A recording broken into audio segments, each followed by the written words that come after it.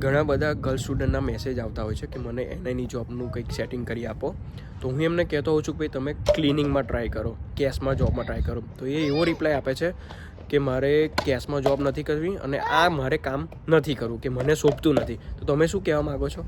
હું તો એટલું જ કહું કે જે બધી પાપાની પ્રિન્સેસ જે બધી ઉડીને અહીંયા બહારના દેશમાં આવી છે ને, તે લોકોને એવું જ છે કે હું તો આ ના કરું, તેમ ના કરું, આમ ના કરું. તો આવી બધી છોકરીઓ પછી ઘરમાં જ પડી રહે ને પછી એ લોકોને એમના મા બાપને ફોનો કરીને ભાડા માટે પૈસા મંગાવવા પડે, કેમ કે એ લોકોને તો જવું નથી ક્લિનિંગમાં કામ કરવા.